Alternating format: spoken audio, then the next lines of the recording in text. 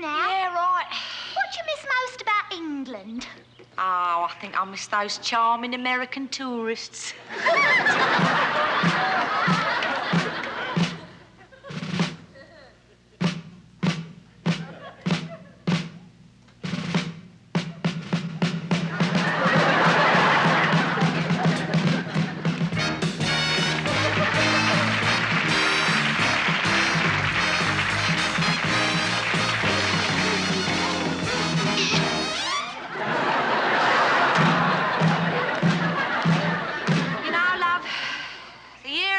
Silver Jubilee's nearly over. Yeah, I know. Elton's sick about it. Good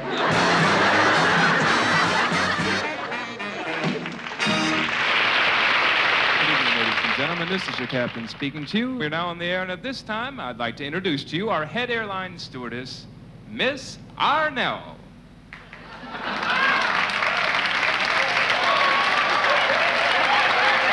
At this time, Miss Arnell would like to point out to you the safety exits located on board. These are forward, aft, and to the side. That's in front of you, in back of you, and to the side of you.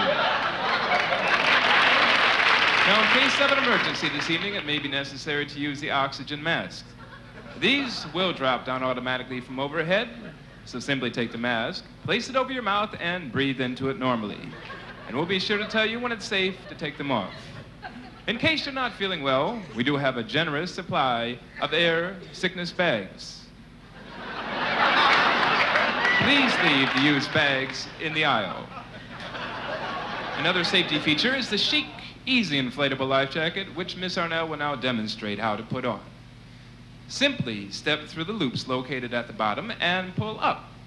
Then take the strings located along the waist. First the right string with your right hand. Pull that around the waist 2 or 3 times and hold it in the middle, while you take the left string with your left hand and pull that around the waist 2 or 3 times, also holding that in the middle. Then take the yellow strings which come down from the shoulders, pull them down under the underarms, back around the neck, across the shoulders and chest, and hold them in the middle while you take the orange strings which come down from the hips, one on our thighs, up our stomach, crotch, on them all in the middle while you tie them into a nice double bow.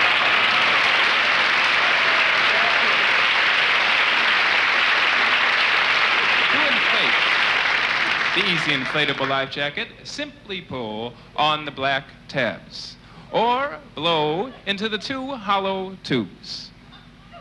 And now Miss Arnell will demonstrate for you how easy it is to walk with the easy inflatable life jacket on.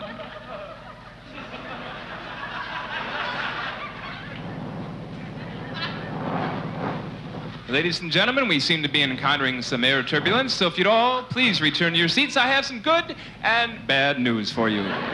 First of all, the bad news is that we are about to crash. The good news, on the other hand, is that we will be landing ahead of schedule. So please don't worry about a thing. Everything is under control, for you see, Miss Arnell is a robot, and I am a tape recording. Good evening, ladies and gentlemen. This is your captain speaking to you.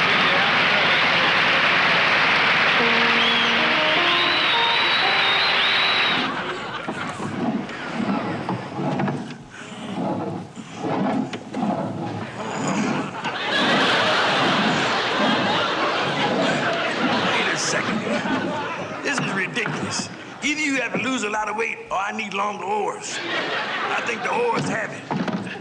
Listen here, Moby Dumb. This wasn't my idea of a vacation. You promised me a cruise on a love boat, and I end up here on a ship of fools. Listen, why are you always complaining? Why can't you be happy like me? I love the water. You should. You got the brain of a minnow, the face of a catfish, and you smell like a dead herring. These rough waters could make me lose my appetite. Rough waters make you lose your appetite? That's a good one. Your own death couldn't make you lose your appetite. I hate being out here on these waters, and you know it. I realize that, sugar. It must be hard for you with that constant fear of being harpooned. And as usual, you spared no expense on this boat. I picked this boat out especially for you, honey. For me? Of course. Look here. Your measurements on the side. 56, 43, 63. I don't know why you couldn't have at least rented an outboard. Well, Why don't you put your face in the water and flap your lips? Look at all those fish in the water. Just because you look like a worm don't mean you know nothing about fishing. I can see a fish approaching now. It's got big eyes and ugly as sin, and his big mouth is wide open. What fish, fool? You're looking at your own reflection.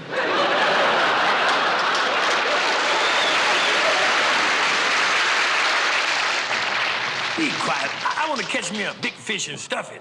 Why don't you take that fishing pole and stuff it? I hate it out here. Let's go back in.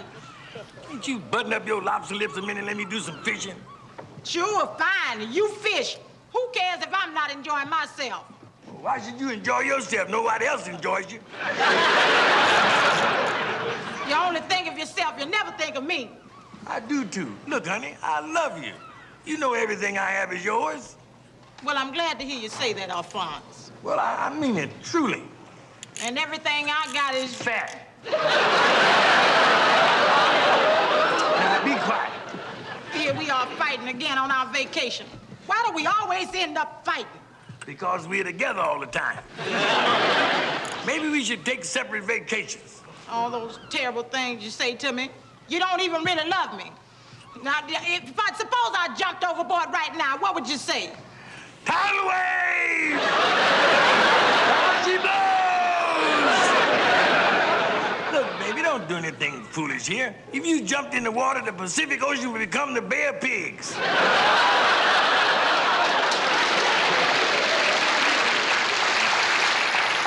you keep this up and I'll toss you overboard, and up and down the coast they'll be complaining about an oil slick. Well, listen here, woman. Let me explain you something. Hold on here. Wait a minute. Come here. Hold on to you. Don't worry, honey. Don't worry. We're only 50 feet off the shore. We'll be all right. Oh, Alphonse, it's so thoughtful of you to worry about me like this. You're holding me because I'm frightened, right? Of course. And you're holding me because you're sorry about all those terrible things you said to me, right? That's right. And you're holding me because you love me, right? Right. And one other thing. One other thing. Yeah, I'm holding you because if this boat sinks, I know you're gonna float.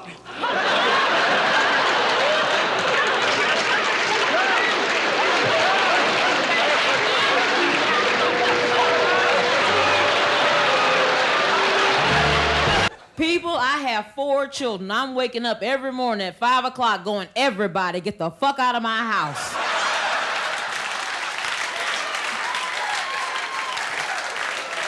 The summertime is the worst time of the year for a parent because you got to deal with their little ass all day long. And wherever you go, they go. And you have to have that little speech with them in the car. You know the one where you grit your teeth like Patton so they'll believe you? When we get in the grocery store, you don't want shit, you don't need shit, don't look at shit, don't touch shit, you ain't getting shit. You don't have to pee.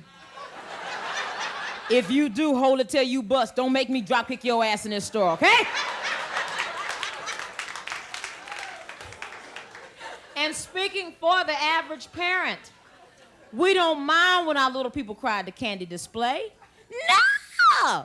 We don't mind when they go, I want some candy. It's when they go, wah! That's when I see old people with diamond rings throwing them at me going, buy that little fucker some candy.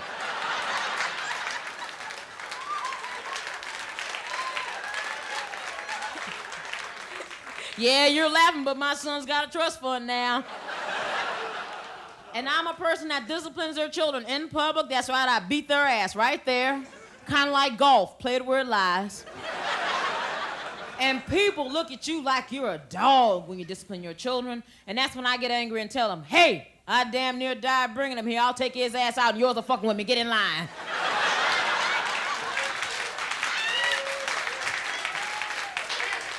And I hate the summertime because you got to think of fun things to do with your children. And what's a fun thing to do? Take them to the zoo, boy, howdy. Smelling elephant shit and watching monkeys throw it at you. And I don't give a damn what nobody says in this room. You cannot tell a 5-year-old child that a monkey doing this is nothing. Have you ever tried? Your daddy does it. Don't worry about it. I have always had a theory that the family that plays together gets on each other's nerves. Yet every year, our family climbs into a car and heads for a vacation together that is as giddy as the Nuremberg trials.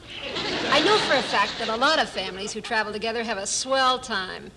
They play Count the Cow until they faint. They take 18-hour naps or sing Getting to Know You from the King family album. Our family plays a game called Get Mama. It's a 400-mile non-stop argument that begins when we leave the driveway and doesn't end until I threaten to self-destruct. The players include a daughter who is basically ashamed of me because I wear white socks. She threatens to join a convent the minute the car slows down. It also includes 2 sons who make Cain and Abel look like the Osmond brothers. They argue for 75 miles on whether or not you could run a car 100 miles an hour in reverse without stalling, 68 miles on whether you could use a yo-yo on the moon, and 110 miles on whether or not toads bleed through the eyes when they die. They threaten to slap 55 times, punch 33 times, and say, I'm telling 138 times. Do you know what it is like to spend an entire vacation with a kid with a one-word vocabulary? Gross. The motel is gross, the food is gross, the girls are gross, and the tours are gross. You get the feeling if he saw the Red Sea parting, he'd whip out a pocket comb, yawn, and say, that's gross. The younger son is the 1973 poster child for zero population. After he photographs everyone's teeth in the car, he recites new words he read on the last restroom wall and gets the dog so worked up he throws up in the picnic basket. Now, the driver of the car, who started out as big, lovable daddy, has changed. His body is rigid, his shoulders haunched, and his eyes are glassy. He passes restaurants and diners with the speed of a man who is setting a mileage record for platformate. Only occasionally does he break the silence when he looks in his rearview mirror and grumbles, Leroy, get back inside this car. I swear it's like traveling with the Flying Walendas. Once when I was reading the road map to him, he bit his necktie in half and accused me of moving the Mississippi River over 2 states. As I sit in the front seat, knitting my seatbelt into a rosary, one of the kids says for the 50th time, make him stop looking at me or I'm going to break his face. As I turn around, my daughter warns, hey, Mom, you'd better push the button down on your door or you'll fall out. If only I could believe that. I wore a bikini once, I lost it, and I was still wearing it. I was thinking, taught me never to wear beige again. But now remember that one-piece suit your mom used to wear? It's like a long one-piece suit with a pleated skirt, cover up that cellulite back there. That's good, because then if birds are diving for food and the holes in the back of your leg, like, get off of me. No, it's ugly to walk down the beach with a pelican hanging out your thigh. It's just kind of... But the women are gorgeous. You've seen those girls. They get out of the water, they're perfect. Slicked back wet hair, glistening water droplets, sticky little wetsuits. I get out of the ocean, it looks like a baby's diaper hanging to my knees. I got sandballs hanging in there. You're just kind of, it's clumping down your leg. You jump back in the water, try and swoosh it out. Jellyfish are going, don't touch her! Going the other way. No, but they all look good. They jog on the beaches, and, they're just kind of, everybody's jogging, and I think jogging in a suit is good, kind of, And they're all just, I know that's where you're supposed to meet guys, right? And I'm on the beach trying to meet, I met one guy, he came over and pulled his harpoon out of my back. But But these girls they're tall, skinny, sun-bleached blonde hair, dark tans, gold chains are dripping, necklaces, bracelets, ankle bracelets, belly chains. Those are, somebody was so skinny her necklace fell. Ow! How fashionable. I'll keep it.